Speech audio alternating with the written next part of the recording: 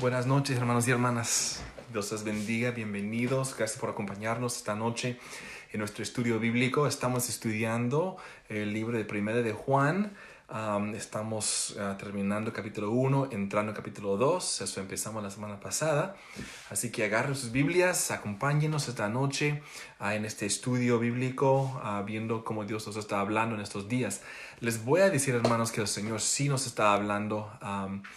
Y le está dando chance a su iglesia que le busque más, a que sea íntimo con Él, a que busque conocerlo y entender más de Él, lo que Él está haciendo, los tiempos en que estamos viviendo. Estos tiempos son tiempos muy interesantes. Estaba yo hablando con un hermano ayer a ver si él pensaba que volveremos a algún tipo de normalidad. Y honestamente, hermanos, yo creo que nosotros deberíamos prepararnos para una nueva normalidad. ¿Cómo serán las cosas cuando todo esto termine? Solo Dios sabe. Confiamos en Él y creemos que Él sabe lo que está haciendo y estamos confiando que esto va a rápido, que nosotros vamos a poder ver un fin a esto muy pronto, pero mientras estamos esperando, confiaremos en el Señor, ¿verdad? Acordémonos, hermanos, el miércoles que viene empiezan las Pascuas, así que lo que nosotros queremos hacer para el miércoles que viene es participar en la Santa Cena. Y vamos a hacer en la iglesia, obviamente, por cuestión de lo que está sucediendo, pero nosotros podemos hacerlo en nuestras casas, nuestros hogares. Entonces, si pueden y si les dan tiempo, si quieren, en estos días, si pueden, busquen.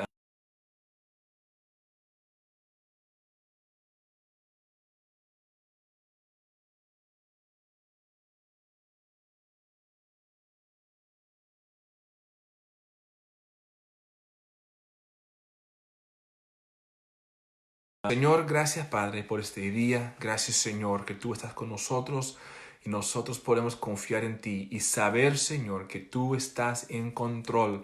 Y nosotros Padre no tenemos que preocuparnos. Podemos saber Padre que tú estás en tu trono reinando, ayudando, gobernando Señor, cumpliendo tu perfecta voluntad. Señor, te amamos, te bendecimos, pedimos Padre esta noche tú que nos acompañes, que nos ayudes Señor con este estudio. Ayúdanos Padre a entender tu palabra y aplicarla a nuestras vidas. Y Dios te damos gracias y gloria y honra en el nombre de Jesús. Te lo pedimos. Amén. Amén. Ok, hermanos, estamos nosotros en 1 de Juan, capítulo 1 y del 5 al capítulo 2, verso 6. Ahí vamos a estar esta noche. La semana pasada nosotros estudiamos de cómo el creyente tiene que lidiar con el pecado. Si hay pecado en su propia vida, el creyente tiene que aprender a lidiar, a tratar con el pecado. Y entonces nosotros vimos que Juan nos habla de tres formas que el creyente puede lidiar con su pecado. Número uno es tratar de encubrir su pecado. Número dos es confesar su pecado. Y número tres es conquistar el pecado. Y nosotros tocamos el tema la semana pasada de encubrir el pecado, ¿ok? Ahora, hay creyentes, y yo digo creyentes entre comillas, porque muchas personas se creen creyentes y muchos lo son, verdaderamente son verdaderos creyentes buscando al Señor, santificándose en su vida, aprendiendo más del Señor, apartándose más del pecado, perfeccionándose. Y hay otros también que se dicen creyente, o cristiano o creyente, y sus vidas no reflejan la vida cristiana. Entonces, nosotros la semana pasada hablamos del creyente, entre comillas, y el creyente que trata con su pecado por encubrir ese pecado. La persona que cubre el pecado, que cubre su pecado, vimos esa persona empieza a contar mentiras. Muchas personas tratan de lidiar con el pecado simplemente cubriendo ese pecado y esperando a que nadie vea ese pecado. Ahora, entendamos que nosotros no le podemos ocultar nada de Dios. Todo lo ve. Él comprende, Él entiende, hermanos, nuestros pensamientos. Tenemos ejemplos de Jesús en la Biblia, cuando Él leía la mente de los fariseos y entonces Él les decía, ¿por qué piensan así? ¿O por qué están planeando eso? Y ellos sin hablar, Él podía leer sus mentes. Él, hermanos, entiende lo que nosotros estamos pensando o estamos maquinando o la motivación o el motivo de nuestro corazón. Él lo entiende, por eso nos dio su palabra, ¿ok? Entonces muchos tratan de encubrir sus pecados. Y la persona o el creyente, entre comillas, como digo, entre comillas, la persona que trata de encubrir sus pecados o cubrir sus pecados, es una persona que va a empezar a mentir. Y cuando alguien trata de cubrir el pecado, para cubrirlo, tiene que mentir. Y empieza a mentir y a mentir. Y sabe que está mintiendo, pero sigue mintiendo. Pero ahora, ¿qué pasa? Con las mentiras, eso va aumentando y la persona empieza a creer sus propias mentiras. Okay, ahora estamos mal, la situación está grave. Y la persona que trata de cubrir sus pecados con mentiras empieza a creer sus propias mentiras. Y el siguiente paso, según Juan, aquí que leímos, es que esa persona empieza a mentirle a Dios, incluso decirle a todos que Dios es un mentiroso. Y no está llamando a Dios directamente un mentiroso, pero su forma de vivir, las mentiras que cuenta, los demás ven esas mentiras y saben que esa persona está mintiendo y la persona sigue llamándose cristiano, sigue llamándose creyente, sigue llamándose seguidor de Cristo, pero está mintiendo y en eso, hermanos, está haciendo de Dios un mentiroso. Eso es lo que Juan nos explica en este pasaje que leímos la semana pasada, que vamos a volver a leer aquí al rato, ¿ok? Y entonces esta persona empieza a perder muchas cosas, ¿ok? Y vimos la semana pasada que pierde la palabra, pierde el conocimiento, pierde la intimidad en la palabra de Dios, pierde su compañerismo con Dios porque está viviendo una mentira. También empieza a perder su carácter. Entonces el creyente, entre comillas, que encubre sus pecados es el que en realidad tiene que examinarse si es cristiano verdadero o no, porque Pablo dice que nos examinemos. Y entonces si estamos viviendo una mentira, practicando la mentira, entonces según Juan, nosotros no somos verdaderos creyentes, ¿ok? Ahora, estoy viendo, hermanos, que algunos están preguntando por YouTube. Esta noche no se pudo transmitir por YouTube. Intenté, pero hubo un problema. Y disculpen, pero por ahora estamos en Facebook, pero lo moveremos a YouTube después, ¿ok? Disculpen esto, ¿ok? Entonces, hermanos, vamos a continuar esta noche con 1 de Juan, capítulo 1, verso 5. Síganme en sus Biblias, por favor, y vamos a leer a capítulo 2, verso 6, ¿ok? Dice, este es el mensaje que hemos oído de él y os anunciamos, Dios es luz y no hay ningunas tinieblas en él. Muy importante, hermanos, que entendamos, no hay tinieblas en Dios. Él es luz. Si decimos que tenemos comunión con él y andamos en tinieblas, mentimos y no practicamos la verdad. Pero si andamos en luz, como él está en luz, tenemos comunión unos con otros y la sangre de Jesucristo su Hijo nos limpia de todo pecado. Si decimos que no tenemos pecado, nos engañamos a nosotros mismos y la verdad no está en nosotros. Si confesamos nuestros pecados, Él es fiel y justo para perdonar nuestros pecados y limpiarnos de toda maldad. Ese versículo es clave, hermanos. Si decimos que no hemos pecado, le hacemos a Él mentiroso y su palabra no está en nosotros. Capítulo 2, verso 1. Hijitos míos, estas cosas os escribo para que no pequéis. Y si alguno hubiere pecado, abogado tenemos para con el Padre a Jesucristo el justo. Y Él es la propiciación por nuestros pecados, y no solamente por los nuestros, sino también por los de todo el mundo. Y en esto sabemos que nosotros le conocemos si guardamos sus mandamientos. El que dice yo le conozco y no guarda sus mandamientos, el tal es mentiroso y la verdad no está en él. Pero el que guarda su palabra, en este verdaderamente el amor de Dios sea perfeccionado. Por esto sabemos que estamos en él. El que dice que permanece en él debe andar como él anduvo. Ok, hermanos, entremos en este pasaje, ¿ok? Y vamos a desglosar todo lo que Juan nos está explicando aquí. Vimos que hay tres maneras que el creyente trata con el pecado. Número uno es su pecado. Número dos, confiesa su pecado. Y ahí vamos a hablar esta noche. Que el verdadero creyente confiesa el pecado. Ahora, Juan aquí, él usa dos palabras para describir a Jesucristo en este pasaje. Usa la palabra abogado y usa la palabra propiciación. Abogado y propiciación. Vamos a hablar de estas palabras, ¿ok? Pero ¿por qué estas dos palabras? ¿Por qué utiliza estas dos palabras? Porque estas palabras son las que describen el ministerio, los ministerios que solamente el Señor Jesucristo puede hacer. Hay ciertas cosas que solamente Él puede hacer, hermanos, y Juan nos está explicando eso aquí. La palabra propiciación, en su contexto, significa satisfacer la santa ley de Dios. ¿Ok? Es satisfacer la santa ley de Dios. En esto, hermanos, entendamos una cosa. Dios dio su ley para que el hombre se diera cuenta de que tenía necesidad de un Salvador, para conocer el pecado. La razón que la ley fue dada es para que el hombre entendiera qué era el pecado. Porque donde no había ley, no había conocimiento del pecado, que era pecado, que no era pecado. Y Dios dio su ley. Ahora nosotros, cuando pensamos en la ley, pensamos en los 10 mandamientos. ¿Ok? Hay 10 mandamientos en Éxodo capítulo 20, pero en realidad hay más de 600 leyes, 613 leyes. Y una persona cumplir con todas esas leyes era totalmente imposible que un hombre cumpliera o cumpla esa ley.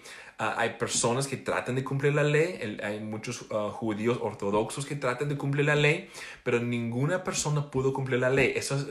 Pablo explica todo esto en Romanos. Lean el libro de Romanos y verán todo lo que estoy hablando. Pero vino uno que no vino a abolir la ley, sino que vino a cumplir la ley, y ese uno que vino se llama Jesucristo. Él fue perfecto, nunca pecó, y entonces Él cumplió la ley y la cumplió por nosotros. Entonces, cuando nosotros ponemos nuestra fe en Cristo como Señor y Salvador, es como si nosotros cumpliéramos la ley, porque Cristo lo hizo por nosotros. Entonces, por eso es la propiciación. Él tomó nuestro lugar para satisfacer la ley sagrada y la ley divina de Dios. Ahora, Dios es un Dios justo y Él tiene que lidiar con el pecado, porque si no, entonces no sería justo. Pero como es justo, Él tiene que lidiar, tiene que tratar con el pecado. Ahora, Él es un Dios de luz y en Él no hay tinieblas. Y para nosotros acercarnos a Él y habitar en su presencia, entonces tenemos que limpiarnos con la palabra de Dios y darle la espalda al pecado, decirle al pecado que no y seguir a nuestro Señor. Dios va a juzgar el pecado y su ira va a ser derramada sobre aquellos que rechazan a su Hijo. Escuchen lo que dice Juan 3:36. Dice, los que creen en el Hijo de Dios tienen vida eterna. ¿Cuántos de ustedes creen en el Señor? Espero que todos que me estén escuchando creen en el Señor, ¿verdad? Los que creen en el Hijo de Dios tienen vida eterna. Los que no obedecen al Hijo nunca tendrán vida eterna, sino que permanecen bajo la ira del juicio de Dios.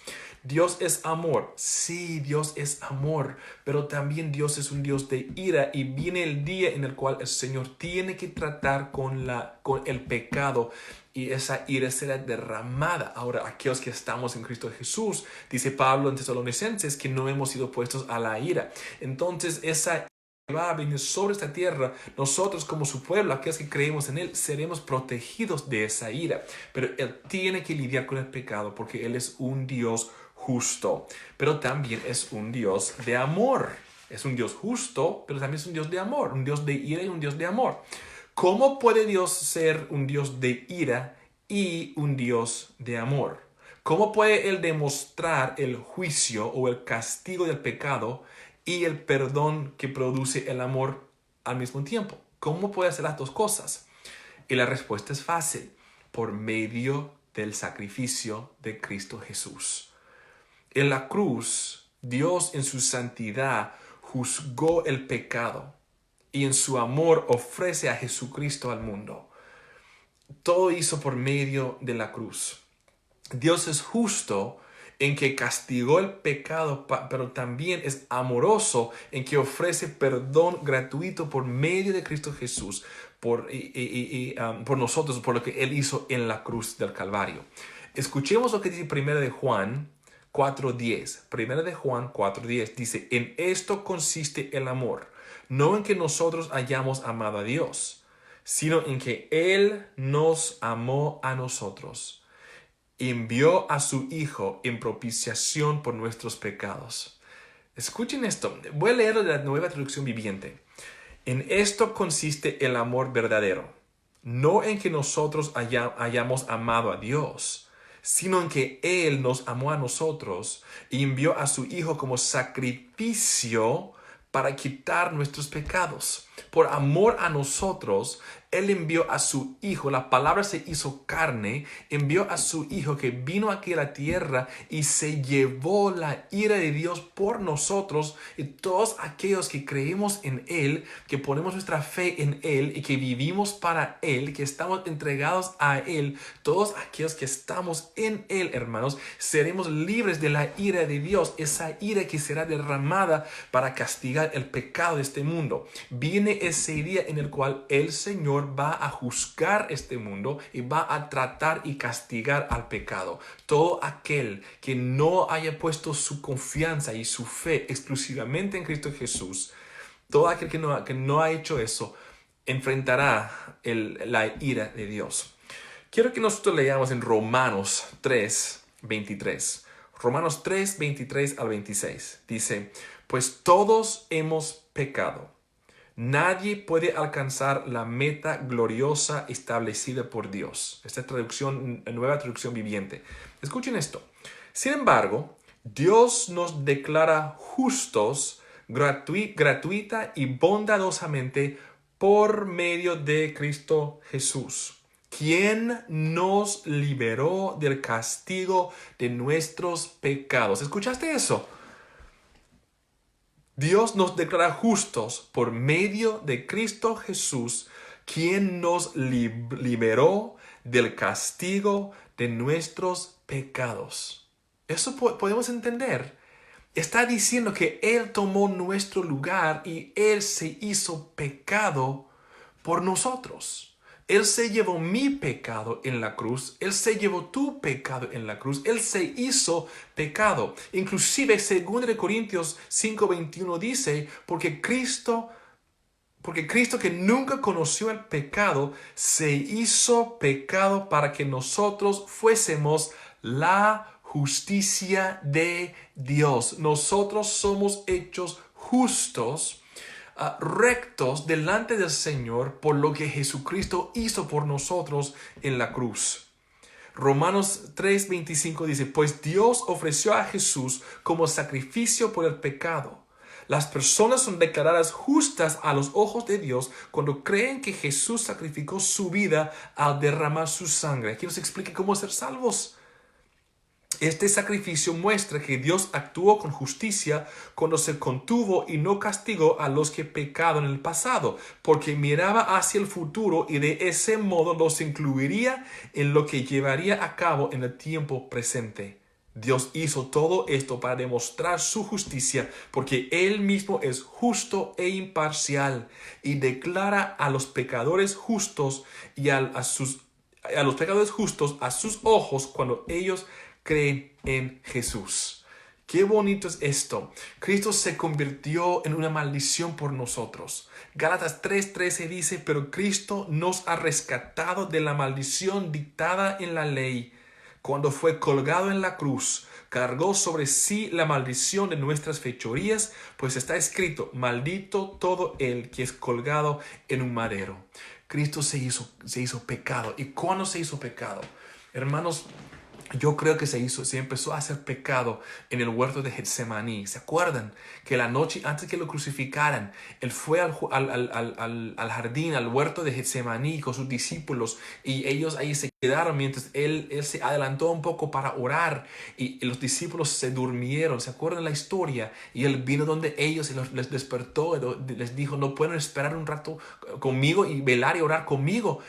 Y dice la Biblia que su sudor se convirtió en gotas de sangre. ¿Por qué? Porque Él se estaba haciendo pecado. Y Él dijo, Señor, si es tu voluntad, deja que esta copa pase de mí. Lo que Él estaba diciendo, hermanos, es que Esa copa que se refería era la cuarta copa de la Santa Cena, porque él acababa de tomar la Santa Cena con sus discípulos, y hay 4 copas que se toma en la Santa Cena, y la cuarta copa es la copa de juicio.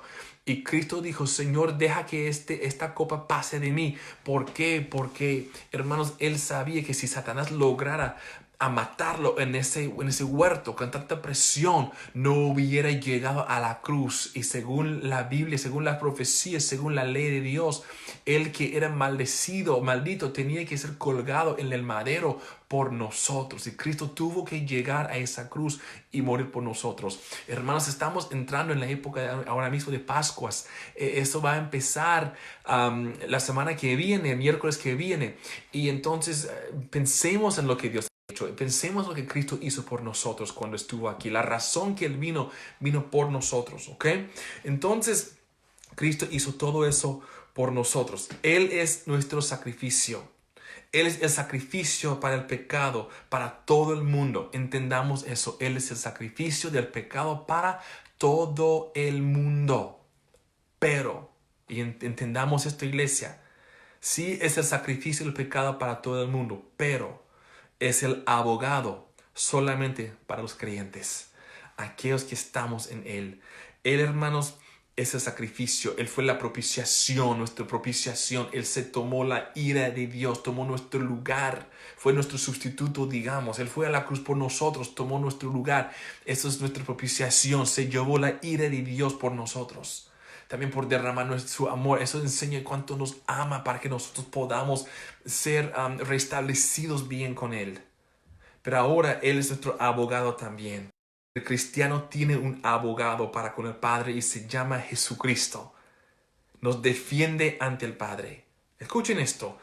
La palabra abogado en este pasaje significa que Cristo nos acompaña de lado. Él está aquí a nuestro lado. Está junto a nosotros. Entendamos esto, hermano. Él está con nosotros y Él nos representa ante el Padre.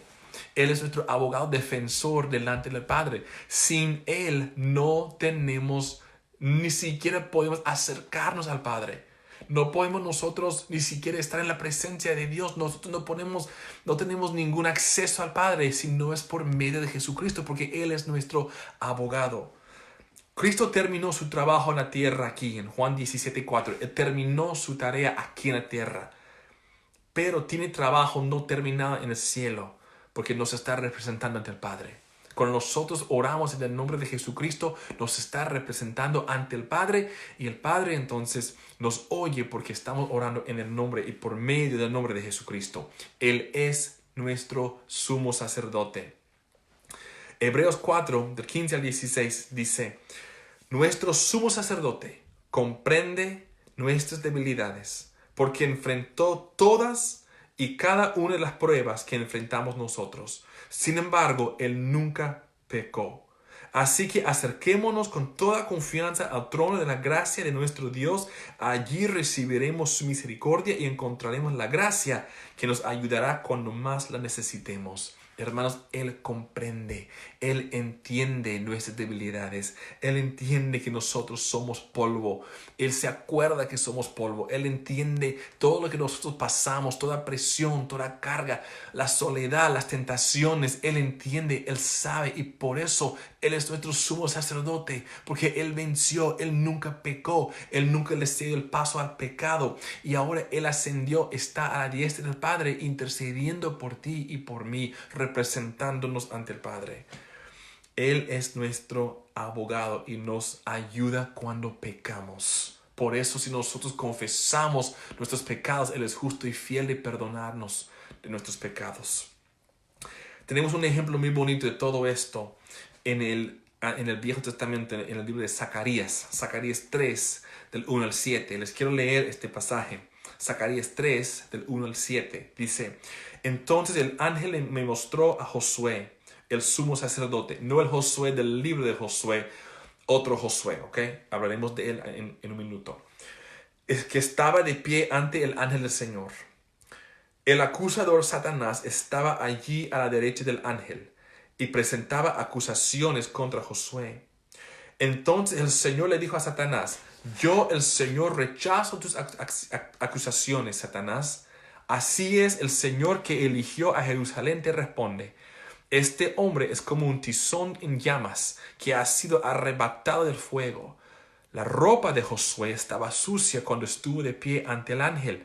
Entonces el ángel dijo a los otros que estaban allí, quítenle esa ropa sucia. Luego se volvió hacia Josué y le dijo, ¿ya ves? He quitado tus pecados y ahora te voy a dar esta ropa nueva y fina. Luego yo dije, deben también colocarle un turbante limpio en la cabeza. Así que ellos le pusieron en la cabeza un turbante sacerdotal limpio y lo vistieron de ropas nuevas, mientras el ángel del Señor permanecía cerca. Entonces el ángel del Señor habló solemnemente a Josué y le dijo, el Señor de los ejércitos celestiales dice, si tú sigues mis caminos y me sirves con cuidado, recibirás autoridad sobre mi templo y sus atrios. Permitiré que camines entre los otros que están aquí.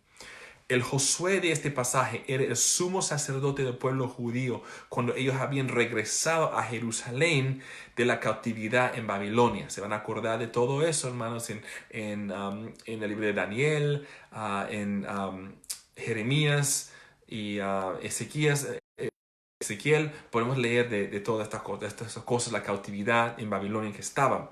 Ahora, este Josué, él representa la nación había pecado, ¿ok? Ellos habían pecado. Y para simbolizar todo esto, este sumo sacerdote se presentó delante de Dios con ropa sucia. Y Satanás estaba a la derecha de Josué para acusarlo. Tratamos de pensar en esta imagen, como que estaba pasando. Dios Padre era el juez, Josué era el acusado, y él representa al pueblo, y Satanás era el abogado acusador. Al leer este pasaje, parece que Satanás iba a ganar, pero Josué tenía un abogado que estaba parado a la diestra de Dios y esto cambió la situación. Apliquemos esto, hermano, a lo que estamos estudiando en el libro de Juan, primero de Juan. Cristo le dijo a Josué, a Josué un cambio de ropa y él cayó las acusaciones de Satanás. Cuando Cristo es llamado nuestro abogado, la escena que se pinta en nuestras mentes, hermanos, es esta de Josué. Satanás estaba acusándolo, y Cristo dijo, no, y Cristo le dio ropa justa, ropa limpia, ropa pura. Cuando nosotros somos lavados de la sangre de Jesús, Él nos justifica, nos da su justificación. Muchos dicen que Cristo nos ayuda a ser justos, pero no. Nosotros no podemos ser justos porque nuestra justificación es como un trapo de inmundicia, dice la palabra de Dios. Pero entonces, hermanos, Cristo es nuestra justicia. Eso dice, Él se hizo pecado para que nosotros fuésemos la justicia de Dios. Él llega a ser nuestra justicia. Él es quien nos hace justos delante del Padre. Si nosotros no estamos en Cristo Jesús, no tenemos ningún acceso ante el Padre porque estaremos sucios, estaremos en la carne y Satanás nos acusará. Pero si estamos en Cristo Jesús, aunque nos acuse Satanás, Cristo se va a levantar a decir, este es mío, Él está vestido, ella está vestida, cubierto por mí, de mi sangre, y me ha aceptado a mí, yo soy su Señor y su Salvador. Entonces, Padre, acéptalo.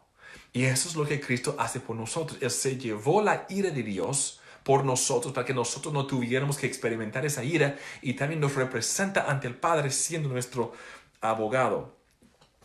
Una anécdota que les quería compartir.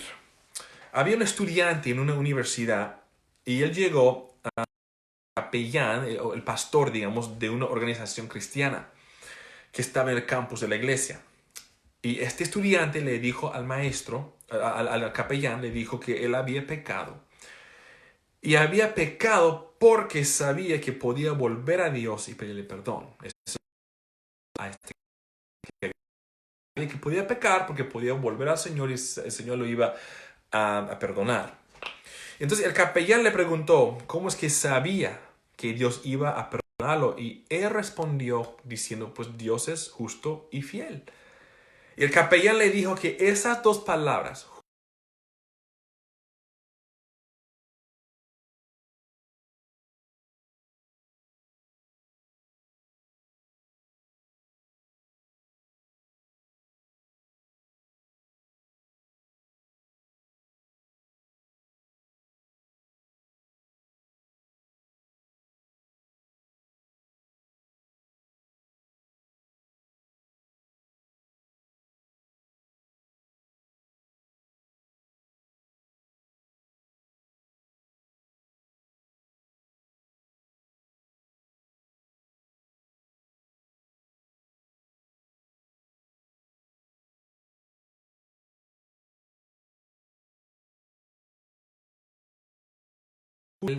y amoroso. Entonces, hermanos, tengamos eso en mente.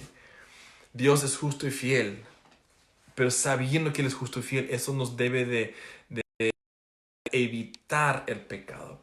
No pecar diciendo, pues Dios me va a perdonar si peco. No, alejarnos del pecado.